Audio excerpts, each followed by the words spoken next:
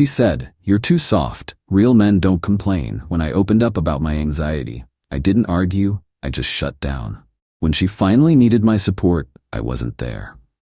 Original post. I, 29 male, had been with Madison, 27, for 3 years, living together for 1. Up until 6 months ago, I thought we had something solid. That was before I made the mistake of being vulnerable. Started having anxiety attacks last year, work stress, family health issues, general life pressure. Nothing dramatic, just that chest-tightening, can't breathe right feeling that hit randomly. Finally went to a doctor, got diagnosed with generalized anxiety disorder. Started therapy. Was actually making progress. One evening, we're having dinner. She's talking about her coworker's dramatic boyfriend who cries at movies. Madison, it's so cringe, like be a man, you know? Something in me decided this was the moment. Maybe it was the therapy. Maybe I was just tired of hiding it. Actually, I've been wanting to talk to you about something. I've been seeing a therapist. Fork stops halfway. What? Why? I've been dealing with anxiety, like actual diagnosed anxiety disorder. The doctor thinks it's been building for years. Her face, man, I'll never forget that expression. Like I just told her I was secretly a furry or something. Anxiety? Isn't that just being nervous? No, it's more than that. Sometimes I can't breathe properly. My chest gets tight. It's been affecting my sleep, my work. Babe, you're too soft. Real men don't complain about their feelings. They just deal with it. I am dealing with it. That's why I'm in therapy. Therapy is for people with real problems. You have a good job, nice apartment, a girlfriend. What do you have to be anxious about? Tried explaining how anxiety doesn't need a reason. How it's literally a medical condition. She kept dismissing it. Madison, my ex was the same way, always whining about his feelings. That's why he's an ex. I need a real man, not someone who needs hand-holding. I'm not asking you to hand-hold, just understand. I understand perfectly. You're being dramatic. Man up, Marcus. This is embarrassing. That word, embarrassing. Not my anxiety. Me. I was embarrassing to her. Didn't argue. What was the point? Just said, okay, and changed the subject. But something shifted that night. A door closed inside me. She wanted a real man who didn't complain? Fine. That's what she'd get. Stopped mentioning therapy. Stopped talking about how I felt. Stopped caring, honestly. When she'd vent about work drama, I'd give minimal responses. That sucks. Rough day, hope it gets better. She didn't notice at first. Too busy with her influencer aspirations, 5K followers, and she acted like she was Kim K. But I was withdrawing. Emotionally checking out. She wanted a robot? Beep boop, here you go. 3 months passed. I'm functioning on autopilot. Work, gym, home. Therapy twice a week. Never mentioned it. Taking my meds. Getting better, actually. Just without her. Then her world imploded. Started with her dad. Routine checkup found something concerning. Needed more tests. Suddenly, Madison's crying every night. Calling me at work. Sobbing. Madison, I'm so scared. What if it's serious? What if something happens to him? Hope it works out. That's it? Hope it works out? I'm falling apart here. That sounds tough. She stared at me like I'd grown a second head. Why are you being like this? I need you. I'm here. No, you're not. You're just there, like furniture. I need emotional support. The irony was so thick you could cut it with a knife. Me. Real men don't do emotional support, remember? We just deal with it. Her face went pale. That's different. How? Because this is real. My dad might be sick. And my anxiety wasn't real? She actually rolled her eyes. Even then, facing her own crisis, she couldn't admit she'd been wrong. That's not the same thing at all. You were just being sensitive. This is actually serious. Okay. Went back to my Xbox. She stood there, mouth open, then stormed off. Update 1. 2 weeks later, her dad's tests came back. Benign cyst. Needed monitoring but nothing serious. You'd think she'd be relieved and we'd move on. Nah, she was mad. Mad that I hadn't been her emotional support animal during the scare. Started a whole campaign to make me care again. Love bombing. Cooked my favorite meals, badly. Girl thought salt was a food group. Bought lingerie, tried initiating deep conversations. Madison, remember when we used to talk for hours? Yeah, I miss that. Tell me what you're thinking about. Nothing much. Come on, open up to me. The jokes write themselves, honestly. But here's where her entitlement went nuclear. She started weaponizing my anxiety against me. Told her friends I was emotionally abusive for not supporting her during her dad's health scare. Conveniently left out the context. Her best friend Qley called me. Qley, Marcus, what's going on? Maddie says you're being cold and distant. Just dealing with things like a real man should. What does that even mean? Ask Madison, she's the expert on real men. Word got back to Madison. She was furious. You're making me look bad to my friends. How? Telling Qley that cryptic crap. She thinks something's wrong with us. Something is wrong with us because you won't let it go. I said one thing months ago and you're still punishing me. I'm not punishing you. I'm being what you asked for. A man who doesn't complain or share feelings. That's not what I meant. It's literally what you said. She tried tears. I handed her tissues and went back to my game. She tried anger. I gray-rocked like a champion. She tried threats. Madison, if you don't start acting like my boyfriend again, I'm leaving. Okay? That's all you have to say. Me, what else would you like me to say? That you love me, that you'll fight for us. Real men don't get dramatic about relationships, right? She threw a pillow at me. Missed. Storm out. Came back an hour later like nothing happened.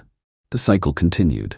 But then she escalated to social media, posted a crying selfie with some long caption about being with someone who refuses to grow and emotional neglect. Her followers ate it up. Comments full of, "Dump him, queen, and you deserve better." Didn't react, just screenshotted everything for later. Next day, she brings her mom into it. I come home from work and there's Margaret sitting on my couch. Margaret, Marcus, we need to talk about how you're treating my daughter. Hello, Margaret. This is unexpected. Madison is suffering. She says you've become emotionally unavailable. Interesting perspective. She's been crying for weeks. A real man takes care of his woman's emotional needs. I actually laughed. Couldn't help it. Me. A real man? Madison's the expert on real men. According to her, real men don't have emotions to share. I never said that. Me pulling up my phone. Want me to check my therapy notes? I wrote down the exact conversation. You're in therapy? He's being dramatic. Some work stress and he runs to a therapist. Me. Diagnosed anxiety disorder, actually. But Madison thinks that's embarrassing. Real men just deal with it, right, babe? Margaret looked at her daughter. You said that? Madison. Not like that. He's twisting everything. Showed Margaret the screenshots of Madison mocking men who show emotions on social media. The posts making fun of soft guys. The comments about her ex being too sensitive. Madison, this is disappointing. Mom, you're supposed to be on my side. I'm on the side of what's right. You can't mock someone for having feelings, then demand emotional support when you need it. Madison lost it. Screamed at both of us. Called me manipulative. Called her mom a traitor. Stormed to the bedroom and slammed the door. Margaret, I'm sorry, Marcus. I didn't raise her to be like this. Me, not your fault. Margaret left. Madison didn't come out for hours. When she did, she acted like nothing happened. Made dinner. Tried to cuddle during a movie. I didn't push her away, but I didn't engage either. Just existed next to her. That's when she made her biggest mistake. Update 2. 1 month later, Madison decided if she couldn't get emotional support from me, she'd find it elsewhere. Enter Bradley, her coworker. Started mentioning him constantly. Bradley's so understanding. Bradley really listens when I talk. Bradley gets what I'm going through. Cool. Good for Bradley. She'd stay late at work. Come home talking about deep conversations with Bradley about life and feelings. Girl was about as subtle as a brick through a window. Me. Sounds like Bradley's a good friend. Madison. He's more than that. He's emotionally available, unlike some people. That's nice. She was clearly trying to make me jealous. Spoiler, didn't work. I was too busy focusing on my own healing. Therapy was going great. Anxiety was manageable. Even got promoted at work because I wasn't constantly stressed anymore. Then came the night she didn't come home. 2 a.m. she walks in, reeking of wine. Were you worried? Me, no. Figured you were with Bradley. And you don't care? You're an adult. Make your choices. I could be cheating on you. Are you? No, but I could be. Okay. She literally screamed in frustration. Then tried a new tactic. My therapist says you're emotionally abusing me. You're in therapy now? Yes, because of what you're doing to me. What does your therapist say about you dismissing my anxiety? That's not relevant. Seems pretty relevant. You're deflecting. This is about your behavior now. That's when I made my move. See, I'd been planning, not revenge, exactly. Just protecting myself. You're right, this isn't working. I think we should separate. What? Me, you're clearly unhappy. I'm unable to provide what you need. Best for both of us to move on. You can't break up with me. I'm the one who's suffering. I'm not breaking up with you. I'm suggesting we take space to figure things out. Where am I supposed to go? Bradley seems supportive. Maybe he has a couch? She went ballistic. Threw things, her things. I'd moved anything valuable of mine. Screamed about 3 years wasted. Threatened to ruin my life. Madison, I'll tell everyone what you did to me. Me, what did I do exactly? Emotional abuse, neglect, gaslighting, because I stopped sharing feelings after you said real men don't have them? That's not what happened. Pulled out my phone, showed her the recording. Yeah, I'd recorded our original conversation about my anxiety. Legal in our state for personal use. Her voice, clear as day. Real men don't complain about their feelings. This is embarrassing. Madison, you recorded me? I record all my important conversations now. Therapist's suggestion helps with the anxiety to have concrete proof of reality.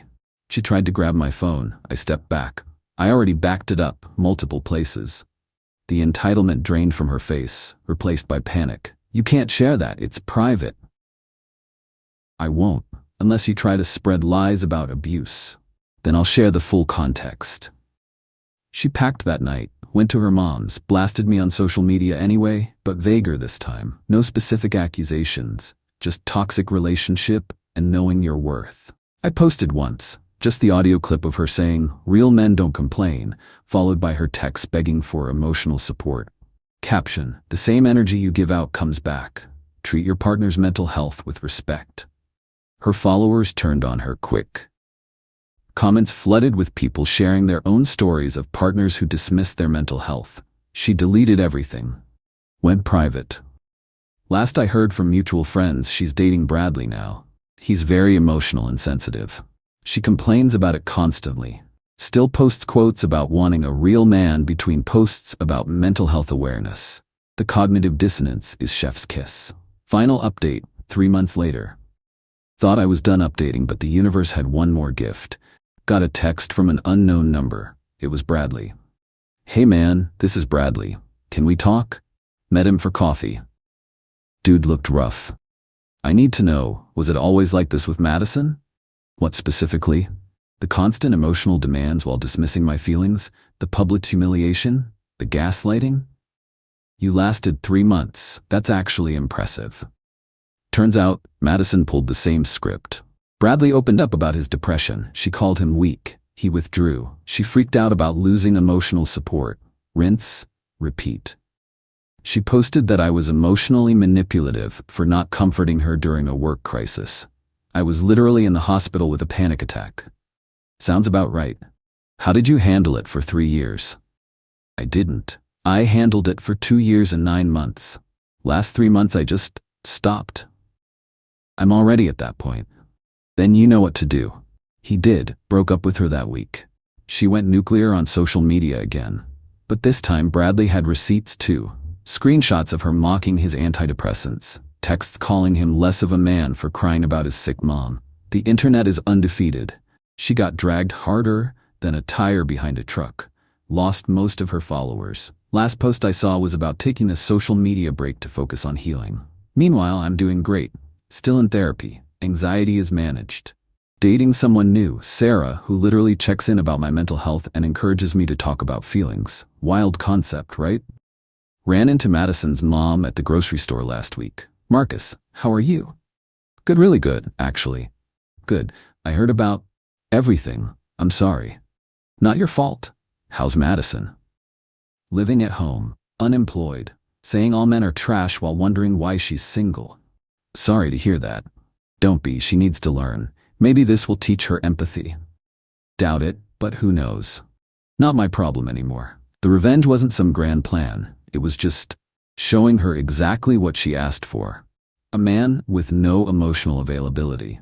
Turns out that's not actually what anyone wants. They want emotional support when they need it. Just don't think men should have the same needs. Madison wanted a real man who didn't complain. She got one, and lost him because of it. My therapist calls it natural consequences. I call it poetic justice. To anyone reading this dealing with similar, your mental health matters. Your feelings are valid. Anyone who tells you otherwise doesn't deserve access to your emotional world. Man up? Nah. Human up. Feel your feelings, get help if you need it, and drop anyone who shames you for it. Peace out. Got a therapy appointment to make.